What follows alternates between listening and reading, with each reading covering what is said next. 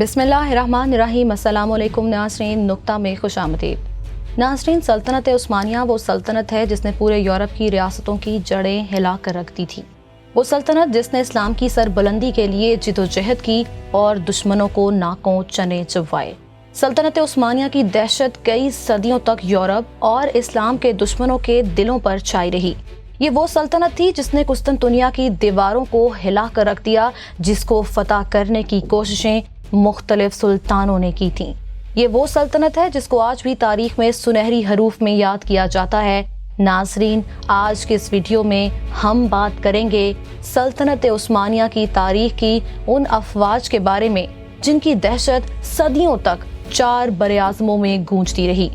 वो कौन सी 3 फौजें थीं और उनको कब, किसने, कैसे और क्यों बनाया, उनके नाम कैसे और किन वजूहात पर चुने गए, ये फौजें बनी कैसे और टूटी कैसे, ये सब जानने के लिए हमारे साथ वीडियो के आखिर तक बने रहिए। नाज़रीन, इससे पहले कि हम आपको इन अफवाज के बारे में बताएं, कुछ बात कर लेते हैं उस दौर की जहां से इन फौजों की बुनियाद पड़ना शुरू हुई। वक्त का पहिया अगर 13वीं सदी की जानिब मोड़ा जाए तो उस 13वीं सदी के आखिर में मगरिबी अनातोलिया में कुछ तुर्कमानी कबाइल आबाद थे और अपनी हिफाजत के लिए वहां मुकीम तुर्कमानी कबाइलों को उस्मान अव्वल ने एक मरकज पर इकट्ठा किया और एक फौज बनाई। सल्तनत उस्मानिया की इब्तिदा में कोई भी मुनज़्ज़िम फौज ना थी, बल्कि उस्मान गाजी को जब भी कोई जंग करना होती तो वो मुख्तलिफ कबीलों में से जंगजुओं को इकट्ठा करके एक फौज बनाते, जिस फौज के फौजी जंग खत्म होने के बाद माले गनीमत इकट्ठा करते और अपने कबीलों में वापस चले जाते। इस फौज को खाना बदोश कैवेलरी कुव्वत भी कहा जाता था। ये घुड़सवार हमला आवरों की एक गैर मुनज़्ज़म कुव्वत बन गए जो कमानों और नेज़ों जैसे हथियारों से लैस थे। इस फौज को फतहशुदा जमीन में से तीमर नामी दी गई। नाज़रीन, तीमर नामी वो लोग थे जो मुसलमान नहीं थे फिर भी सल्तनत के लिए लड़ते थे, इसलिए इनको तीमर कहा गया और इन लोगों को सल्तनत में जगह भी दी गई। जिसके बाद ओरहान अव्वल ने तनख्वाह के जरिए एक मुस्तहकम फौज का निज़ाम बनाया जिसको उस्मानी प्यादे कहा जाता था और बाद में इसको कैवेलरी भी कहा गया। इस फौज में सिर्फ चंद तुर्क ही तनख्वाहों के निज़ाम को कबूल करने पर राजी थे। बाकी तीमर नामी जो मुसलमान नहीं थे, इन लोगों ने तनख्वाहों के निज़ाम को मानने से इनकार कर दिया क्योंकि इसके लिए उनको मुसलमान होना पड़ता था। जब तक वो उस्मानी कमांडर की अताअत नहीं करते तब तक गैर मुल्की किराए के अफराद ही रहते थे और उनको इस्लाम कबूल करने की ज़रूरत नहीं पड़ती थी। उस्मानियों ने 14वीं सदी के आखिर में बंदूकें इस्तेमाल करना शुरू की। इसके बाद फौज की दीगर इकसाम जाहिर होने लगी जिनके बारे में हम आपको अपनी आज के इस वीडियो में बताएंगे। नंबर 1, जेनिसरीज या फिर यनीचरी। नाज़रीन, यनीचरी सल्तनत उस्मानिया की एक प्यादा फौज थी। इस फौज को क्लासिकी फौज भी कहा जाता है।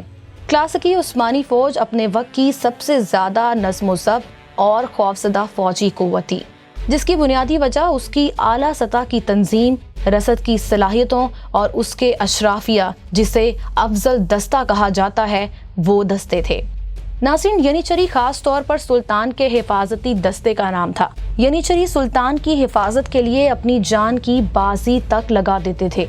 अमीर तैमूर ने 1402 में जंग के दौरान सुल्तान बायज़ीद अव्वल को गिरफ्तार किया। ऐसा इसीलिए मुमकिन हुआ क्योंकि अमीर तैमूर ने सल्तनत के हिफाजती दस्ते जेनिसरीज को कत्ल कर दिया था। जेनिसरीज को कत्ल करने में अमीर तैमूर के काफी फौजियों को जान से हाथ धोना पड़ा। ऐसा क्यों हुआ कि इस मजबूत और बहादुर आर्मी को खत्म करना पड़ा? सल्तनत उस्मानिया और क्या अवाम जेनिसरीज के खात्मे से खुश हुए?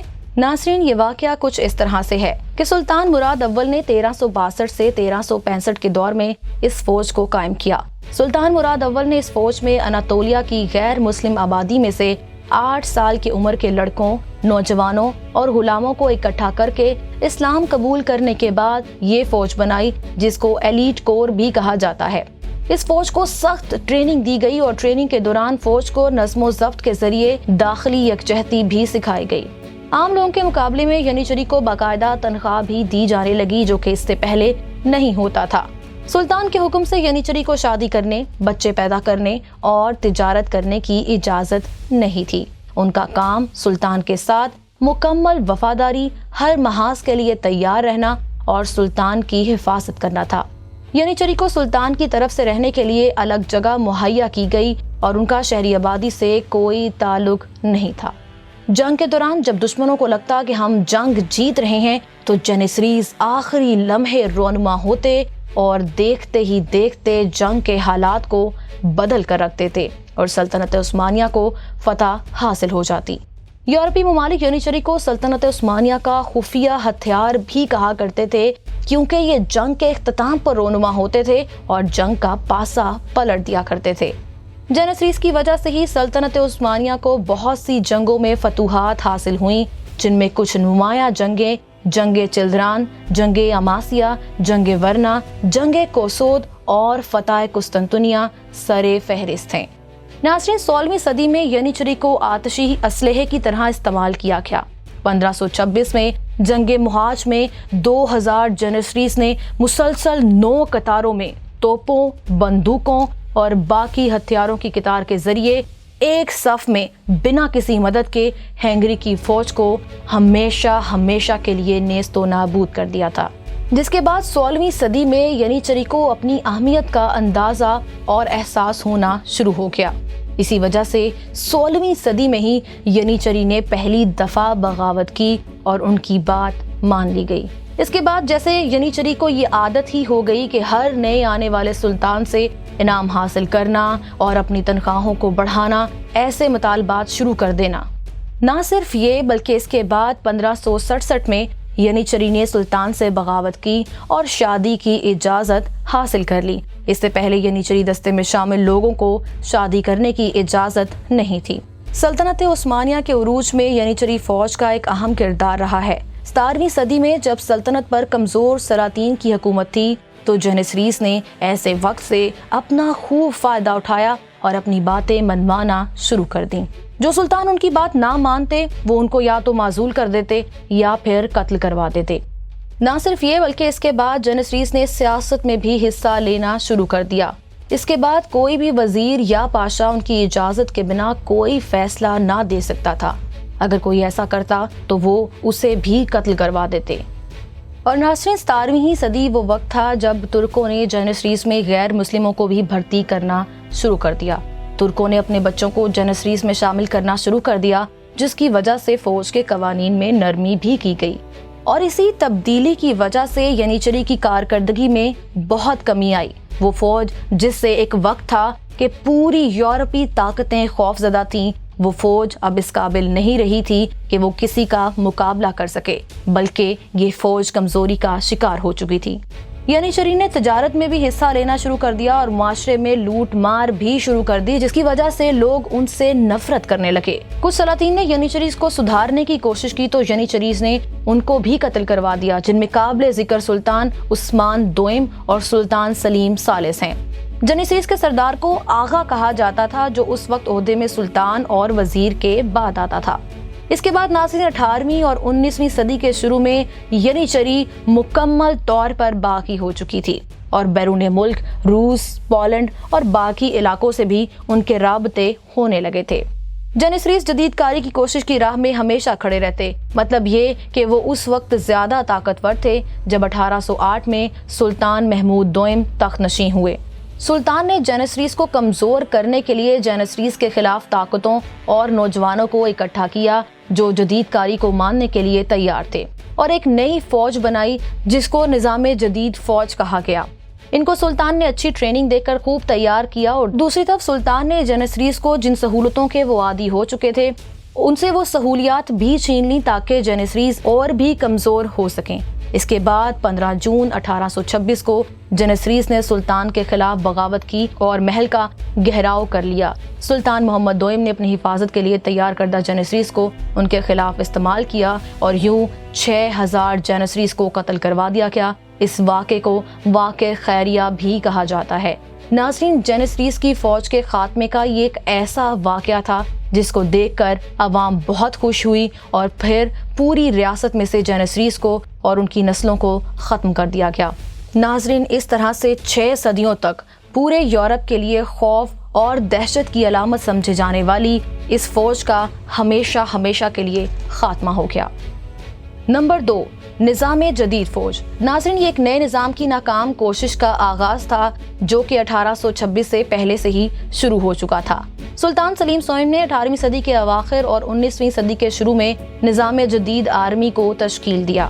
عثمانی فوجوں کی دستوں کو جدید فوج میں تبدیل کرنے کے لیے یہ پہلی سنجیدہ کوشش تھی، مگر نظام جدید مختصر مدت تک رہا۔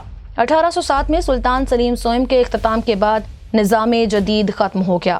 سلطان محمود دوئم سلطان سلیم سوئم کے جانشین اور بھتیجے تھے، جو ایک بہت بڑے اصلاح کار تھے۔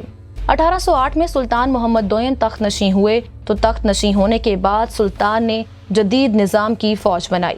سلطان جو باقی سلاطین کے حال احوال سے خوب واقف تھے جو جنیسریس نے ان کے ساتھ کیا تھا، اسی لیے سلطان نے جنیسریس کے خلاف عوام کو، فوج کو اور نوجوانوں کو اکٹھا کیا جو جدید کاری کو ماننے کے لیے تیار تھے، اور نئی فوج بنائی جس کو جدیدیت کا نام دیا۔ ہم آپ کو اس کے بارے میں پہلے بھی بتا چکے ہیں۔ ناظرین، سلطان نے اس فوج کی ٹریننگ بے حد شاندار کی۔ 19ویں صدی کے شروع میں افواج کے جدید خطوط پر تربیت کی کوششیں شروع کر دی گئیں اور 1826 میں سلطان محمود ثانی نے ینیچری کا مکمل طور پر خاتمہ کر کے ایک جدید فوج کی بنیاد رکھی جسے نظام جدید کا نام دیا گیا۔ ناظرین، سلطان محمود نے اپنے وزیر محمد علی پاشا کو فوج کی تربیت کی ذمہ داری دی۔ محمد علی پاشا نے فوج کی تربیت دو انداز سے کی۔ دو سب سے بڑی فوجیں اصلاحات، اطاعت اور نگرانی کے لیے مؤثر طریقہ کار کو بھی اپنایا گیا، جس نے فوج کو دو انداز سے رہنمائی کرنے میں الگ ہی انداز میں کام کیا۔ فوج کا یہ ہر انداز باقی معاشرے کے نظریات کی طرح تھا۔ نئے فوجی قانونی کوڈز کے نتیجے میں اگر کوئی فوجی نگرانی اور اطاعت کو نہیں مانتا تھا تو اس کو سخت سزا دی جاتی تھی، جبکہ اس سے پہلے ہم نے دیکھا تھا کہ جنیسریز بغاوت کر دیا کرتی تھی۔ اسی لیے اس بار نظام جدید کے لیے قوانین کو پہلے سے مزید مستحکم اور مضبوط بنایا گیا تاکہ کسی قسم کی کوئی بغاوت نہ کی جا سکے۔ ناظرین، سزا مقرر کرنے کا محمد علی پاشا کا مقصد قانون کے لیے ایک اعلیٰ احترام پیدا کرنا اور مخلصانہ خواہش کی وجہ سے سختی سے اطاعت پر عمل کروانا تھا۔ جسمانی سزا کے ذریعے سخت قانون نافذ کرنے والے اداروں کے ذریعے اس فوج کی تیاری کی گئی جس کا مقصد فوجیوں کی زندگیوں کی پیش گوئی کرنا تھا۔ اس طرح پاشا کے لیے ایک زیادہ منظم فوج کی تشکیل دی گئی۔ ناظرین، 19ویں صدی میں فوج کے نظام کو جرمن نظام میں بھی تبدیل کرنا سب سے زیادہ مؤثر رہا۔ یہ فوجی یونٹ جدید فوج میں بنائے گئے وہ بلکان کی جنگ اور پہلے جنگ عظیم میں استعمال ہوئے۔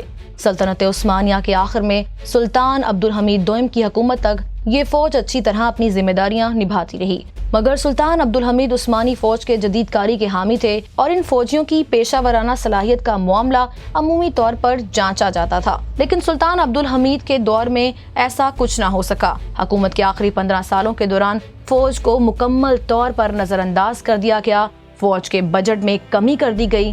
عثمانی ماڈرن آرمی کی تشکیل ایک اتار چڑھاؤ کے ساتھ ایک سست عمل ہو گیا جو سلطنت کے اختتام تک ایسے ہی رہا۔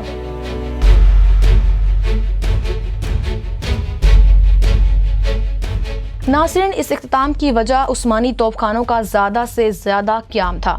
ناظرین، ہم اس کے بارے میں ایک مکمل ویڈیو بھی بنا چکے ہیں جس میں تمام ادوار اور عثمانی توپ خانوں کے قیام کی ساری مرحلہ وار تفصیلات موجود ہیں۔ ڈسکرپشن باکس میں ہماری اس ویڈیو کا لنک بھی موجود ہے۔ اگر آپ اس کے بارے میں معلومات حاصل کرنا چاہیں تو اس لنک پہ کلک کر کے ہماری وہ ویڈیو بھی دیکھ سکتے ہیں۔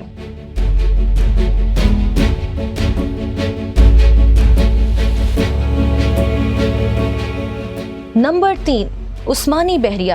ناظرین، اسلام میں عربوں کے بعد بحری قوت کو سب سے زیادہ ترقی عثمانی ترکوں نے دی۔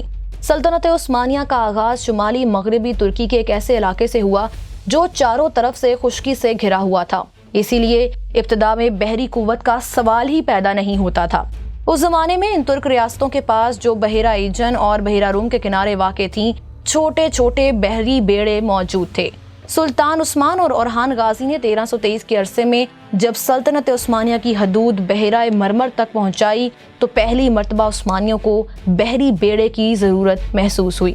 چنانچہ 1354 میں جب ترک درہ دانیال پار کر کے پہلی مرتبہ یورپ میں داخل ہوئے تو انہوں نے ایک ساحلی ترک ریاست کراسی پر جہاز استعمال کیا۔ یہ ریاست چند سال پہلے عثمانیوں کے قبضے میں آ چکی تھی۔ سلطان بایزید یلدرم کے دور میں آئندن، منتشے اور سارون خان کی ساحلی ریاستیں सल्तनत उस्मानिया का हिस्सा बना ली गई थी और उनके बहरी बेड़े उस्मानी बेड़ों में शामिल कर लिए गए थे। इस तरह ये उस्मानियों के पास वजूद में आने वाला पहला उस्मानी बेड़ा था। नाज़रीन, अब सल्तनत उस्मानिया की हदूद बहरा इंजन और बहरा रूम तक पहुंच चुकी थी और उस्मानियों ने बहरा इंजन में पहली मर्तबा बहरी सरगर्मियों का आगाज किया। सल्तनत उस्मानिया के जहाज साजी का पहला कारखाना गैलीपोली में कायम किया गया और गैलीपोली को उस्मानी बहरिया का मरकज करार दे दिया गया। नाज़रीन, उस्मानियों की पहली बहरी जंग 29 मई 1416 को वीनस से हुई। ये जंग जजीरा मरमरा और गैलीपोली के दरमियान हुई। इस जंग में उस्मानियों को शिकस्त हुई। इस जंग के बाद उस्मानियों को बहरी कुव्वत की जरूरत का पहली मर्तबा एहसास हुआ, लेकिन बहरिया को तरक्की देने की मुकम्मल कोशिश सुल्तान मोहम्मद फातेह के दौर में हुई। लेकिन ऐसा नहीं है कि इससे पहले बहरी फौज बनाने का ख्याल किसी उस्मानी सुल्तान को नहीं आया। इस फौज के क़याम का सेहरा सुल्तान मोहम्मद फातेह को ही जाता है और उन्हें ही बहरिया का हकीकी बानी भी कहा जाता है, क्योंकि उनके दौरे हुकूमत में उस्मानी बहरिया बहरा रोम की ताकत बन गया और उन्होंने बहरा असवद, बहरा इंजन और बहरा रोम में कई अहम मारके सर किए।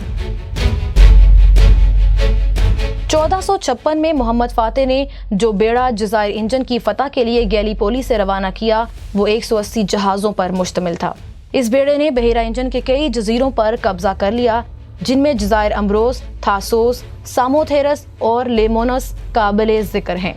सुल्तान ने 1462 में लेबोस का जजीरा भी फतह कर लिया। इसके बाद वीनस से सख्त भरी जंगों का आगाज हो गया, जिसके दौरान 1470 में जजीरा यूबिया भी फतह कर लिया गया, जो वीनस का अहम तरीन अड्डा समझा जाता था।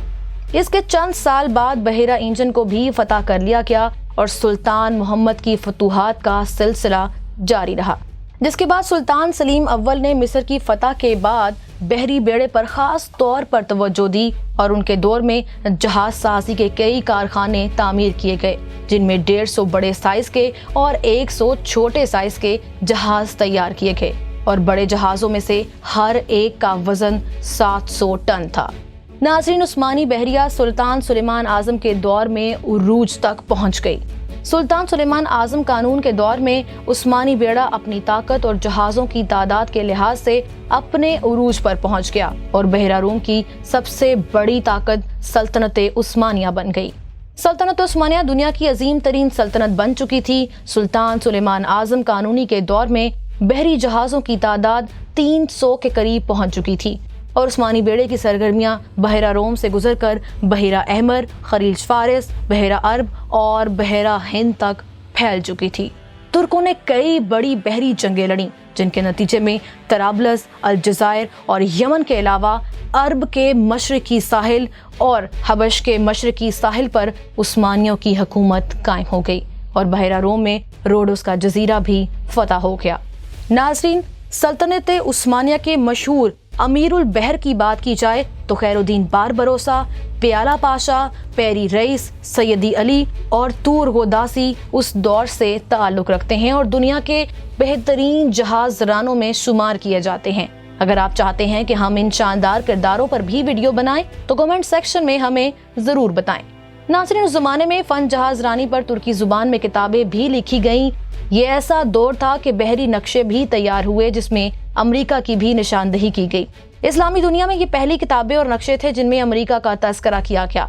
सुल्तान सुलेमान कानूनी के दौर में खैरुद्दीन बारबरोसा ने 1538 में परीवेसा के मकाम पर और प्याला पाशा ने 1560 में हरबा के मकाम पे यूरोप के मुत्तहिदा बहरी बेड़ों को शिकस्त दी।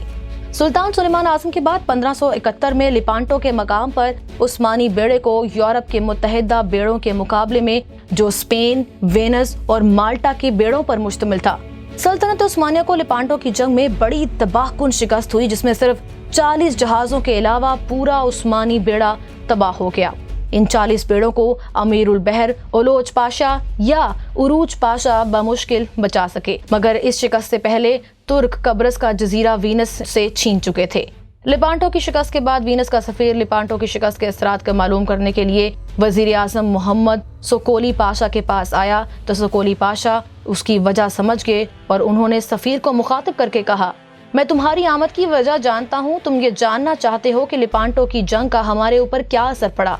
लेकिन ये समझ लो कि हमने तुमसे कब्रस लेकर तुम्हारा एक बाजू काट दिया है और तुमने हमारे बेड़े को तबाह करके सिर्फ हमारी दाढ़ी मोंडी है। लेकिन याद रखो, कटा हुआ बाजू फिर वापस नहीं आ सकता, लेकिन मोंडी हुई दाढ़ी फिर से निकल आएगी और ज्यादा भरपूर होगी। कोली पाशा की हदायत पर अमीरुल बहर ओलोज पाशा या उरूज पाशा ने 168 जहाज़ों को तामीर का काम शुरू कर दिया और 5 माह के मुख्तसर मुद्दत में उनकी तामीर मुकम्मल हो गई। वजीर कोली पाशा के दौर में उस्मानी तारीख का सबसे बड़ा जहाज बनाया गया, जिसकी पतवारें 576 आदमी चलाते थे। 17वीं सदी और 18वीं सदी के निस्फ तक सल्तनत उस्मानिया का बहरिया हर महाज पर फतह याब रहा और बहुत से जज़ायर पर सल्तनत उस्मानिया की हुकूमत कायम हो गई, जिसके बाद जैसे जैसे सल्तनत उस्मानिया ज़वाल का शिकार होती गई, वैसे वैसे उस्मानी बहरिया भी ज़वाल का शिकार होना शुरू हो गई। नासरीन, सुल्तान सुलेमान सालिस के दौरे हुकूमत में बहरिया को जदीद तर्ज पर तैयार करने की कोशिश की गई। इंजीनियरिंग स्कूल्स की तामीर भी की गई और फौजी इंजीनियरिंग स्कूल्स भी कायम किए गए। बहरिया की तंजीम नौ का काम भी जारी था कि सुल्तान मोहम्मद सानी के दौर में 1827 में बरतानिया, फ्रांस और रूस के मुत्तहिदा बेड़ों ने खलीज नवारीनों में दाखिल होकर उस्मानी बेड़े को तबाह कर दिया। सल्तनत उस्मानिया ने नवारीनों में उस्मानी बेड़े की तबाही के बाद भी बहरिया की तश्कील और तरक्की का काम जारी रखा।